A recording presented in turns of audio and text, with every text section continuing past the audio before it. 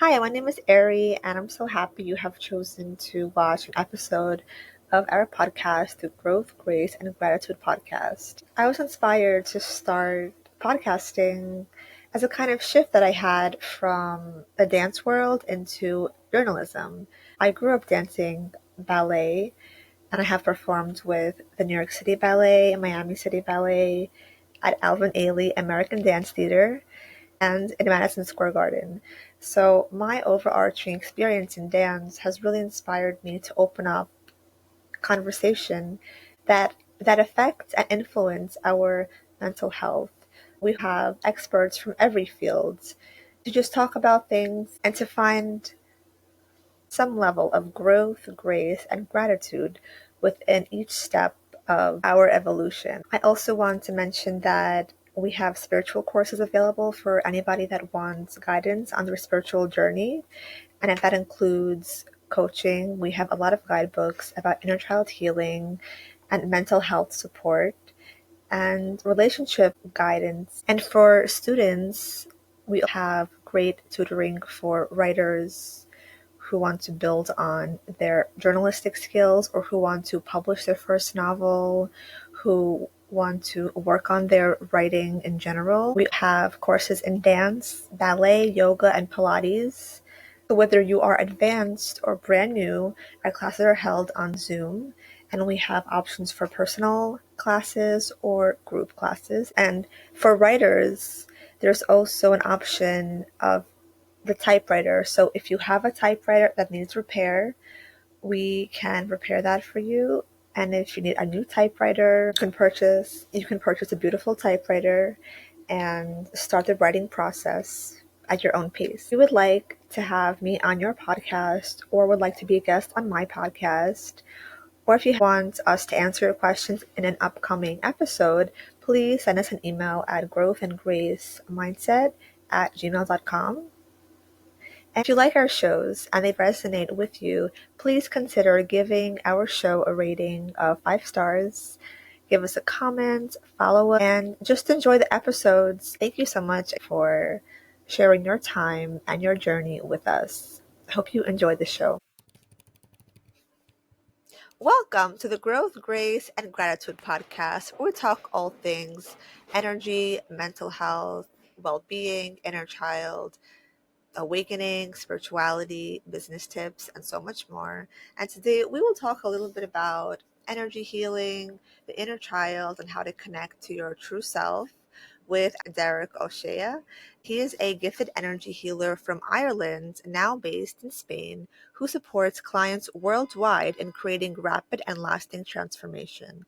As a certified advanced Theta healing practitioner, he blends powerful energy healing, coaching, and inner child work to help high achievers and heart led change makers break free from past traumas, self doubt, and limiting beliefs. His mission is to guide you into deep inner peace, confidence, and the freedom to fully step into who you truly are. And clients often describe his work as life changing and like magic for how quickly breakthroughs happen.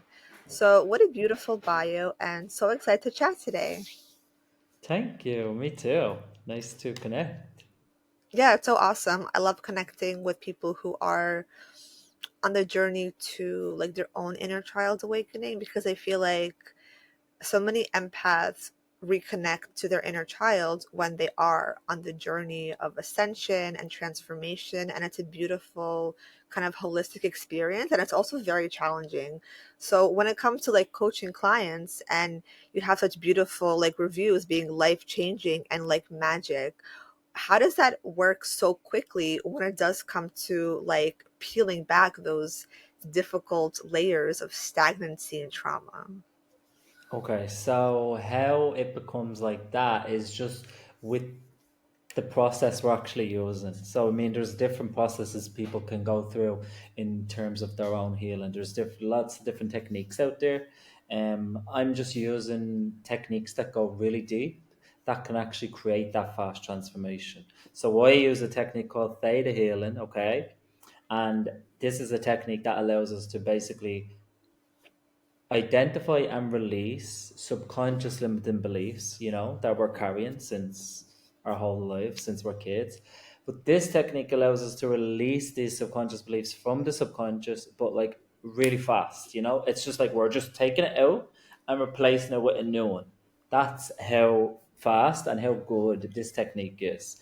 So, in terms of like the inner child work, what you mentioned, and how it can create such a strong shift and such a like rapid shift that feels like it's magic, it's because we're connecting with the inner child like you would normally with any inner child work, but then we go that much further. So we give your inner child, a healing session. We give your inner child this work. Like, so we do like a theta healing session with your inner child. So we don't only just comfort them and give them love and support and let them know everything is all right. We actually converse with them, we communicate, and we explore what's going on for them, and we find out, okay, what beliefs are they creating in in this moment, and then with the inner child's permission, we'll actually give them a healing session. So we're doing this work, which is already so rapid and so amazing, and then we're doing it on a more raw and energetic version of you, which is in your subconscious. And then when you do it on that version of you, because that energy is so raw, it's just pure energy. It can shift way faster. So we just take it that much further. We're just going that much deeper.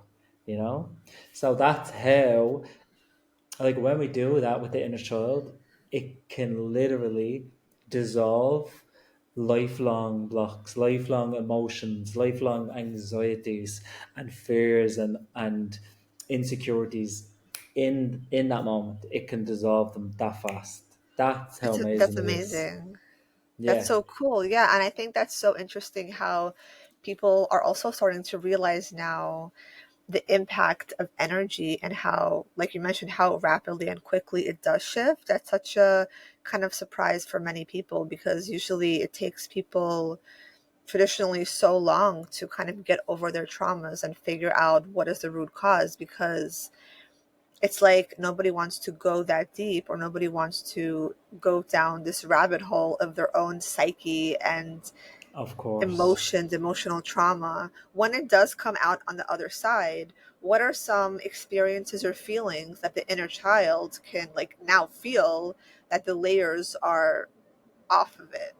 Have you personally So had those experiences also? yes, yeah, of course. So when we complete the session with the inner child, you'll go from the inner child being activated, traumatized, and then when you take them through the session, at the end of it, you'll see like the inner child will be in a completely different energetic state. They'll be smiling, they'll be happier, they'll have like, perspective on the situation, they'll have truth on it.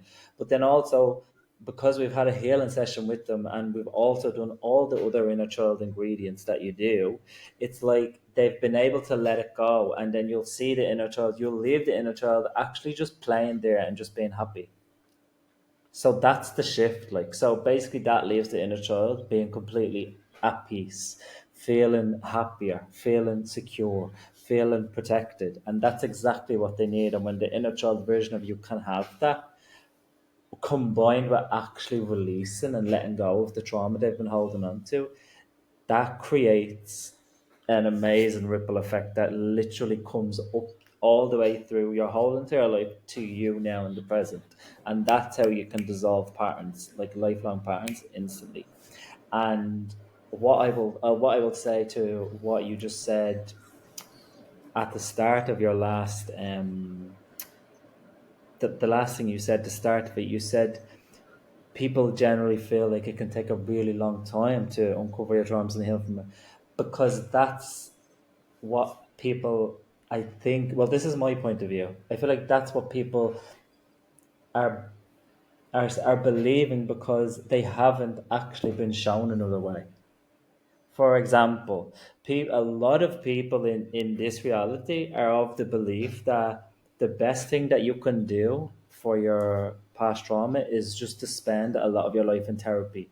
And that is looked at as that's life changing. But the way I look at it is like that's actually not as life changing as it really could be. Like, it's life changing because people think that's the best they'll ever get, like, you know. But it's just that people are just not aware that you can go that much deeper and have that much more, like, you can actually experience that much more healing. And also, it doesn't have to be like this long and rough and, like, feeling like you're being pulled through mud. It doesn't have to be like that when we do these healing sessions. That's what's also different about this work, is that it's not like you're dragging everything up and then you're just left sitting in it. No, we're doing energy work. We go to the source point.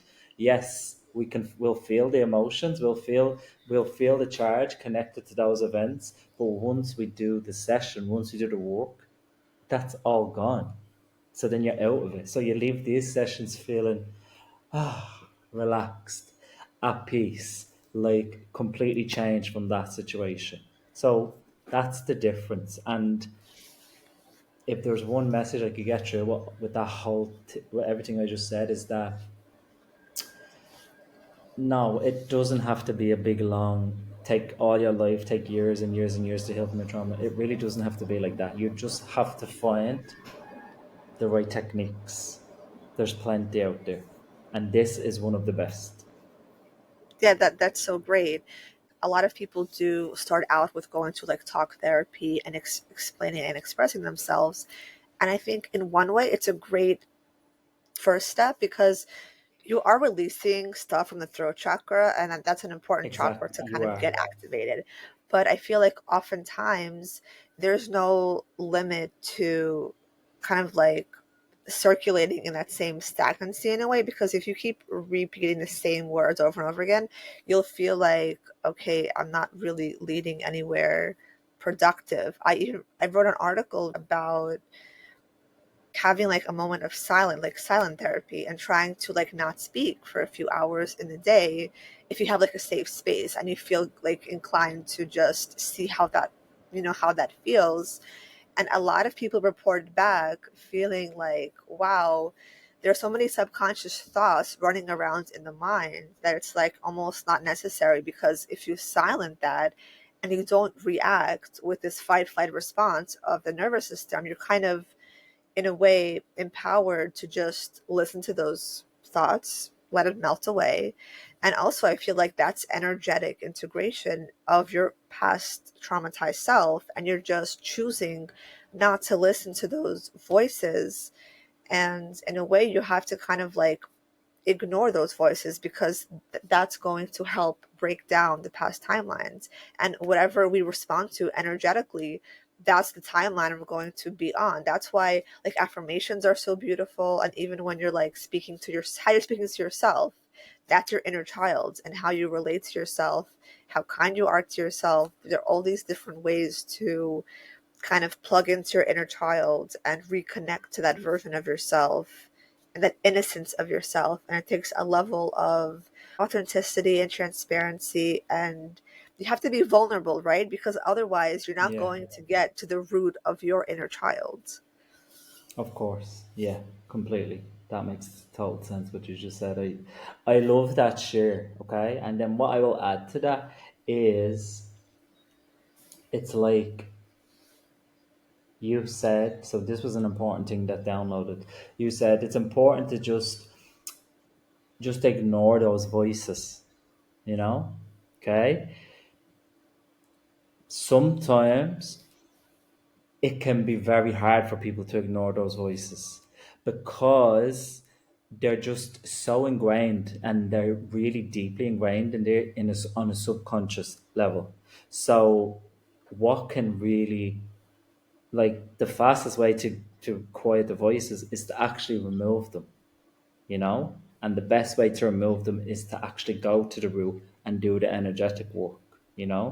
It would take a really strong person to be able to silence out the voices and not listen to the inner critic or the inner child that's wounded. It would take a really strong person to be able to do that if they're not doing any type of energy healing work, if they're just using the power of their mind. So anyone that can do that, I salute them.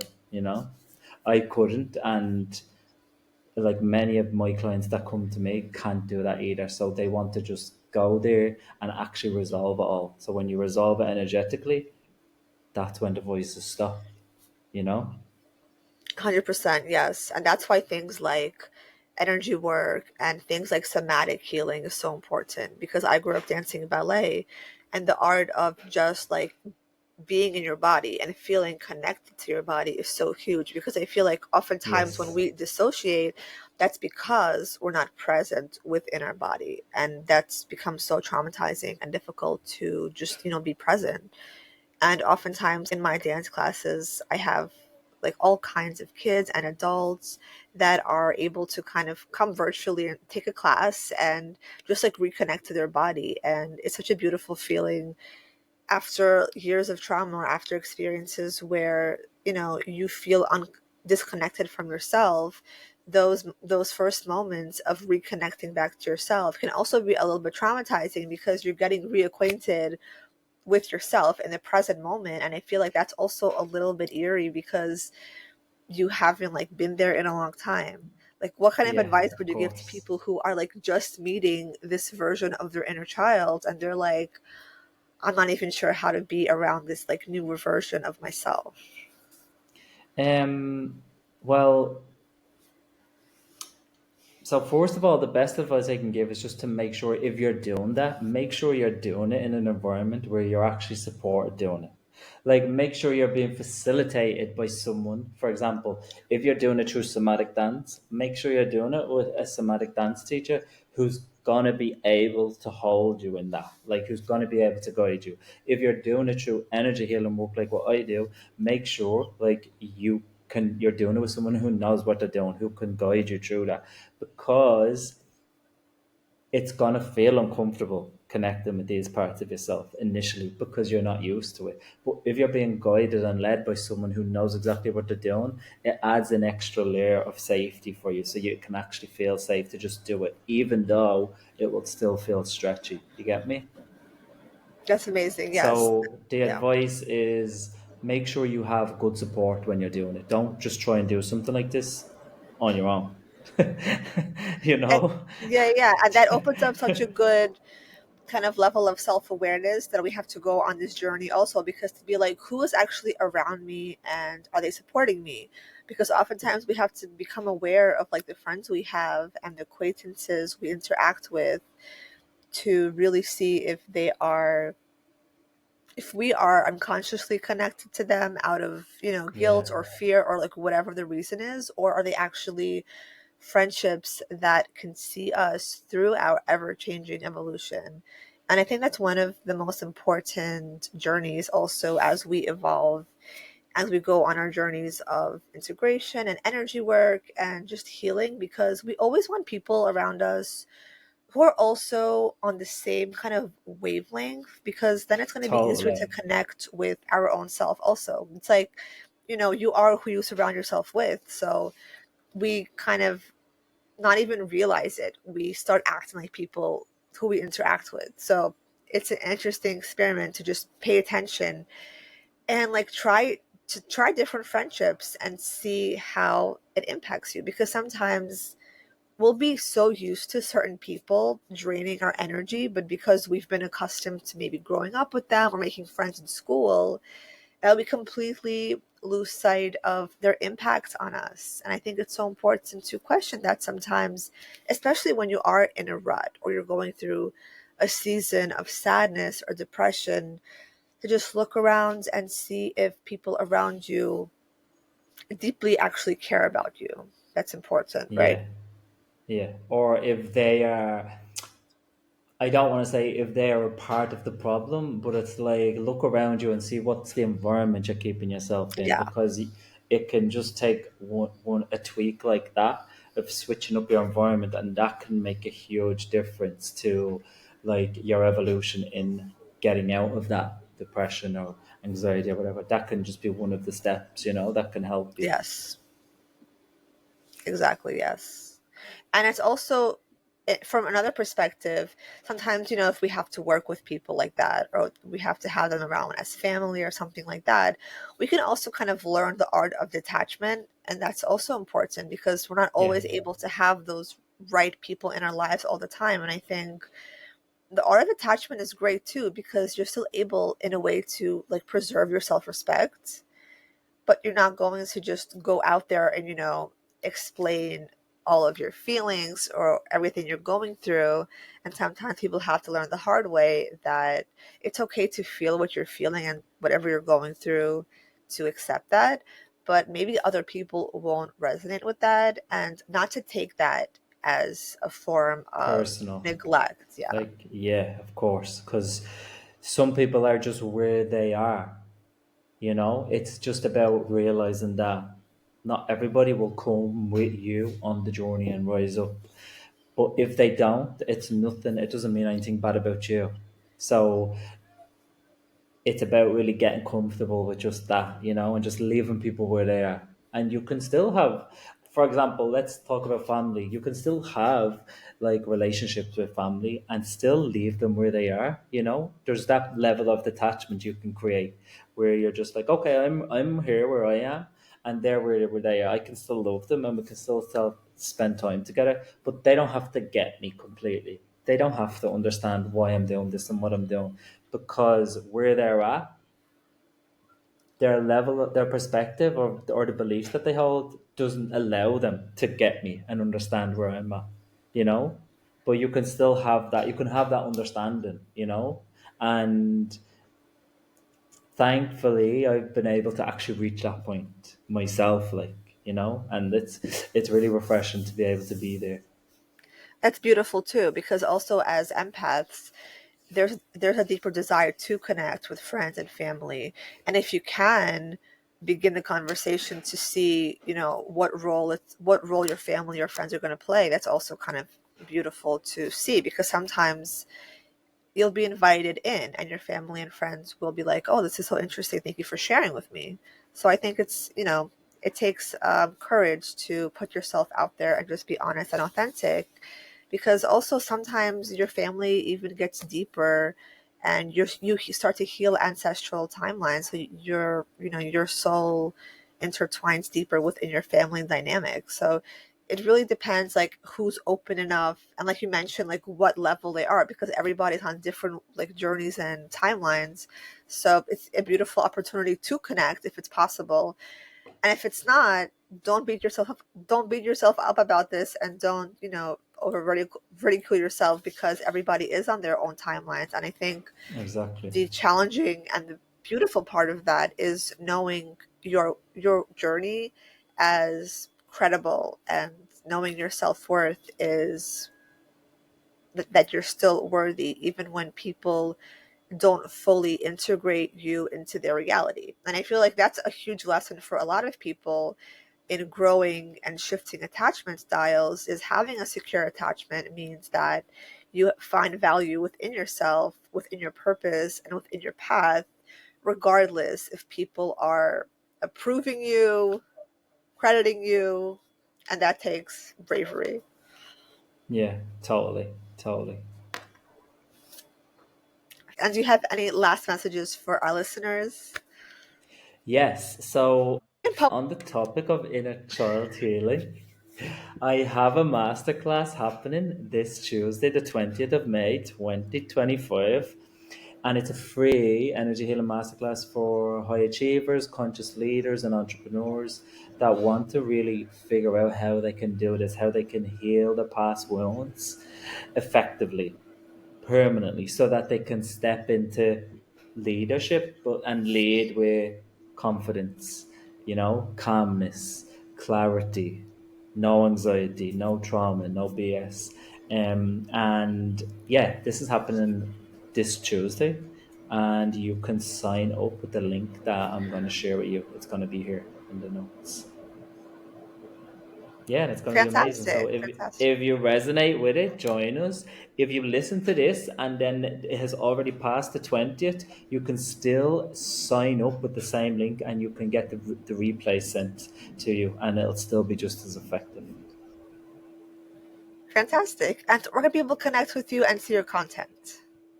So you can connect with me on Instagram, Facebook. You can sign up to my mailing list, and all of the ways to do that will be included in the link also. So I'm going to share the link tree, my link tree, and that has all the links to connect with me on Instagram, Facebook, sign up for the masterclass, connect with me on YouTube. Everything is there. Wonderful. Thank you so much for your time, Derek, and for sharing your journey and your work to help the inner child reconnect to itself to find happiness and clarity. Thank you. It was my pleasure, and thanks for having me.